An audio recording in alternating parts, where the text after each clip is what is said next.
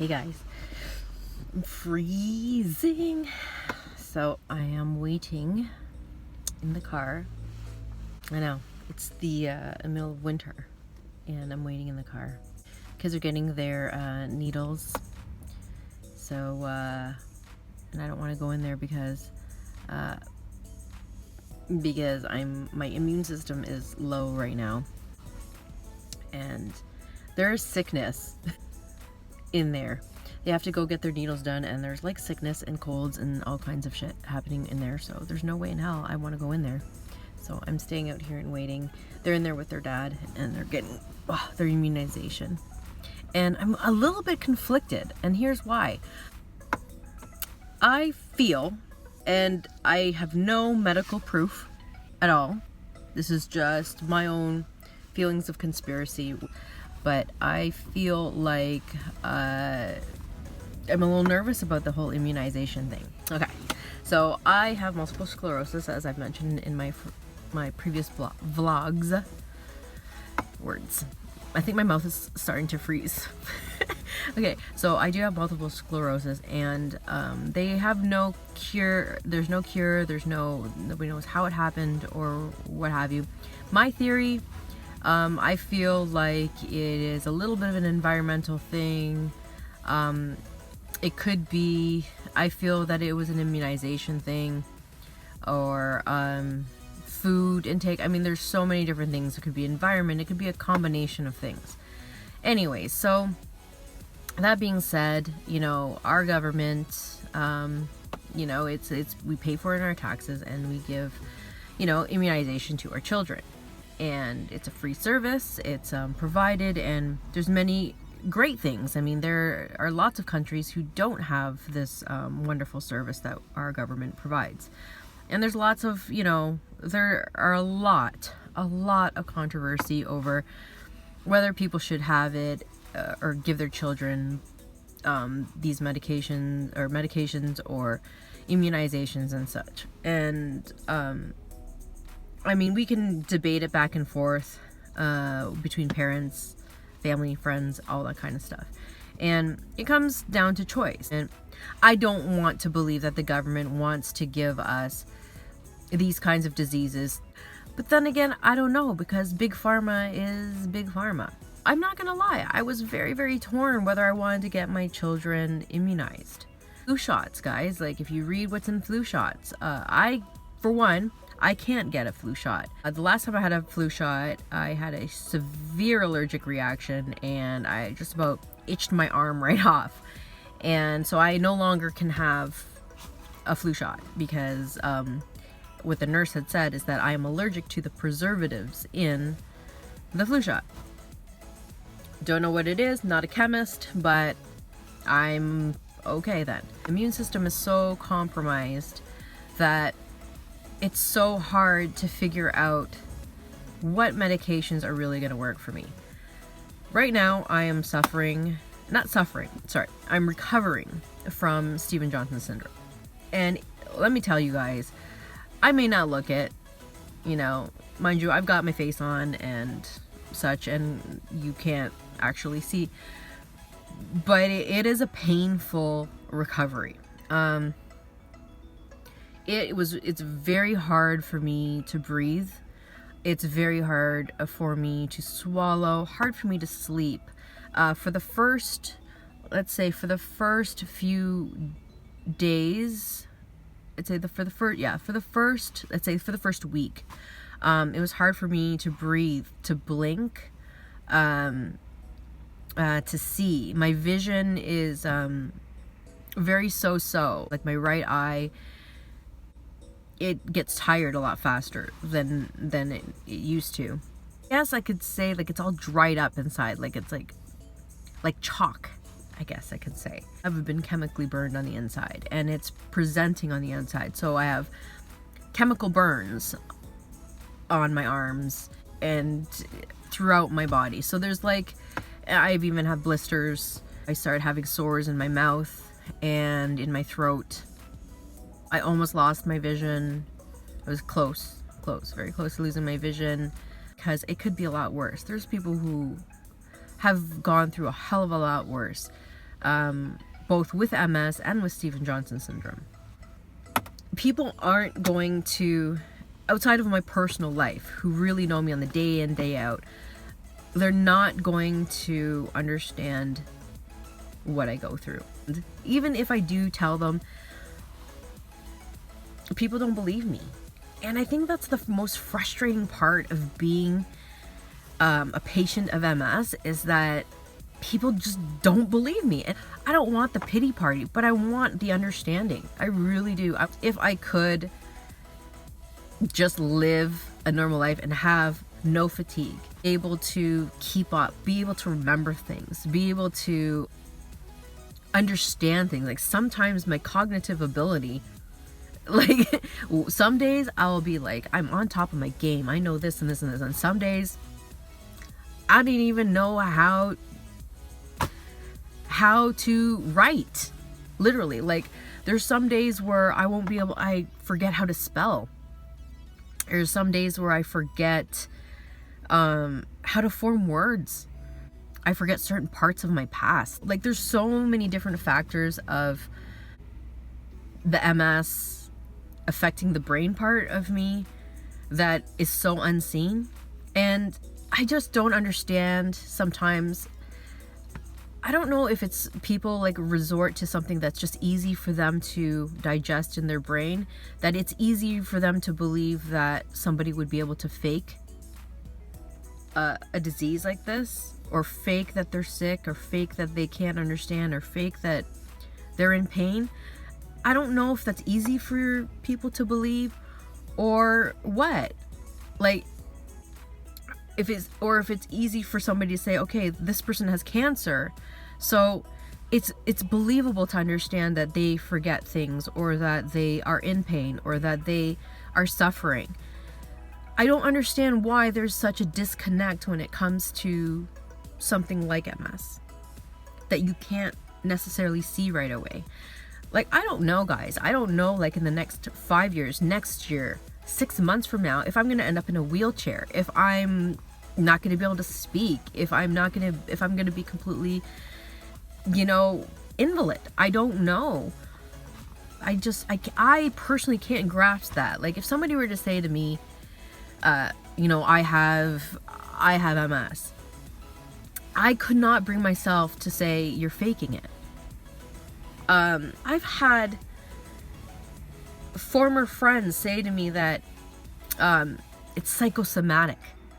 I've heard people say it's all in your head. I've heard people say she's faking it and she's dramatic and she's like, I don't know what kind of actor that you guys think I am, or what these people think kind of actor I am, but damn, I am in the wrong kind of game, because I deserve an Emmy if I am that kind of an actor. I really do, because I don't know. I still get a little crusty about it, because I'm still a little bit like, what the fuck, man? Like, I'm the last one that would ever say I don't want to work. Okay, the worst part when I was told I'm not allowed to work, it was the hardest thing in the world for me to swallow. Still, like, I still get choked up about it, because I hate that. I hate anybody telling me I can't do something, especially if it means providing for my family. Hate it. I pay my taxes. I've paid my taxes since I've been working, okay? I was a single mom. I busted my ass. I paid my taxes, all this kind of stuff.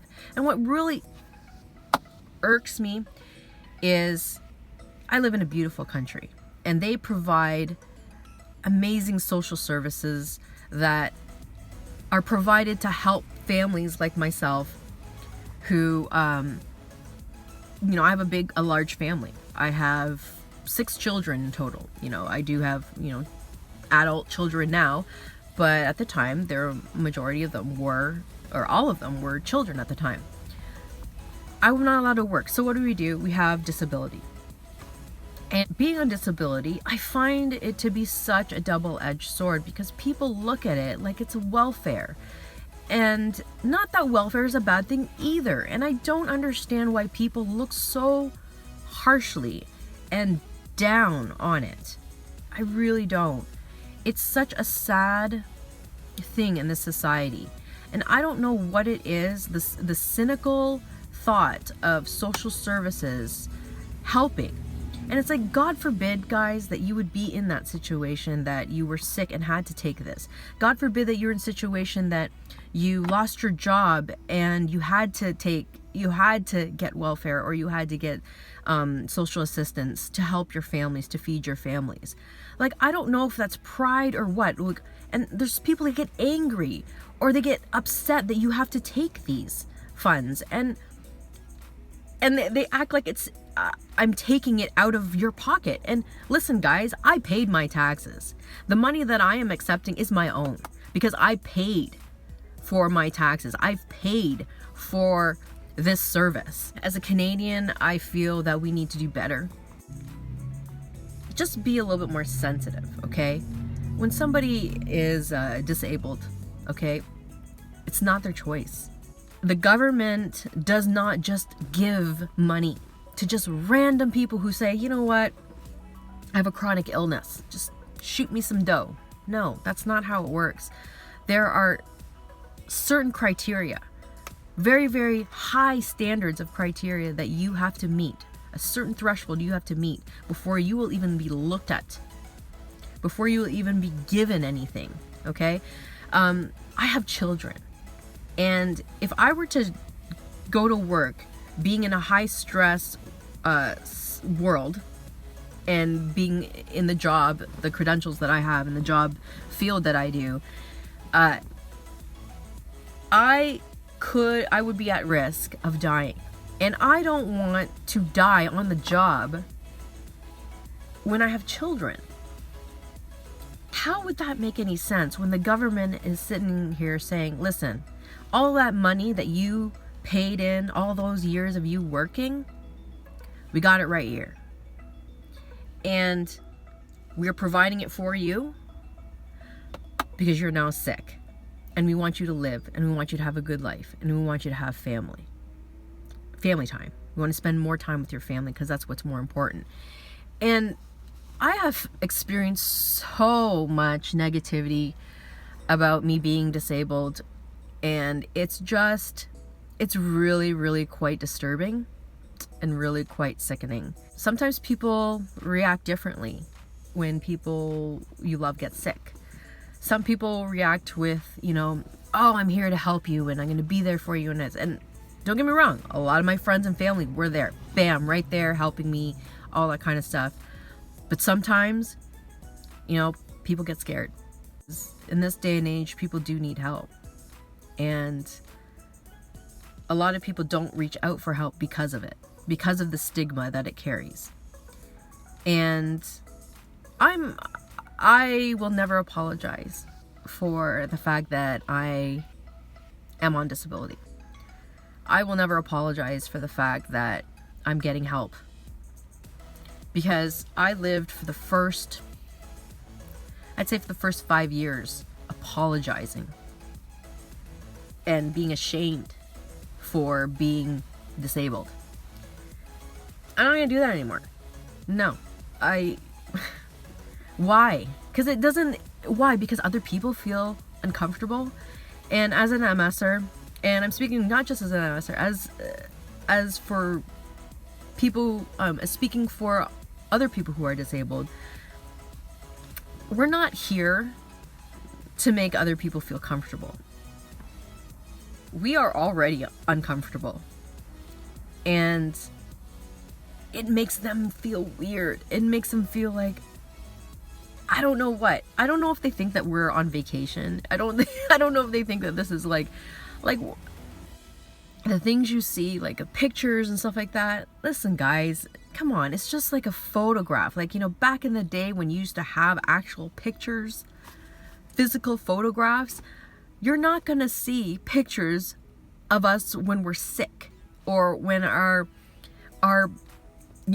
parents are passing away, or like when we're in the middle of treatments at the hospital. You're not going to see pictures of that. You're going to see happy times. You're going to see people laughing in pictures, birthday parties, anniversaries, weddings. That's what you're going to see in pictures. It's the same thing online. It's the same thing on Facebook, Twitter, wherever the hell you're posting your shit. You're going to see happy times. You're going to see the best parts of yourself. And you're going to see the bad parts, which the person wants to allow you to see. I don't want to post all the bad out there because I live it every day. There are some days that, man, I would just rather just get over it, fall asleep, and then wake up and just know that that was yesterday and I don't even want to think about it. Why would I want to post that? Why would I want to share that? You know, guys, like, I'm a positive person, and I'm a let's move on kind of person. That happened yesterday. That really fucking sucked yesterday. This Steven Johnson shit sucks. But I'm moving forward. My skin's peeling off. I'm waiting and praying for the day that my skin will stop peeling off. You know, I look forward to summer, and hopefully by summer, my skin will be normal again. I'm feeling like, you know, like maybe all of my mucus membrane, or what is it? My mucus glands will all come back in full force by summer. I'm praying for that. My vision, I hope that my vision will 100% be restored. I'm praying for that. I love to laugh. I love to make people laugh about life, laugh at me, laugh with me, you know, enjoy life, because that's what we're here for. We're here to have fun. My kids are awesome. My family's awesome. My relationships have gotten better. I found peace. I found forgiveness. And I just found even more of a reason to do what I love. And I really hope that you guys will continue to grow and learn and have fun with me. And let's just do this, man. Like, what we got to lose? Thanks, guys, for spending some time with me as I freeze my toes off here. And I really appreciate you guys for supporting me and hanging out with me. And if you stayed this long listening to my ramblings, thank you. And I hope you hang out some more with me and join my journey for the rest of this year. It's 2018. It's a great new start. And I think we're going to accomplish some amazing things this year. I really do. So be kind to each other. Be kind to yourselves. Because, you know, we have to set an example, right? If we can't be kind to ourselves, then how can we possibly be kind sincerely to others? You know what I mean? Gotta practice on ourselves. All right, guys, love you all. Thanks again, and I'll talk to you soon. Bye.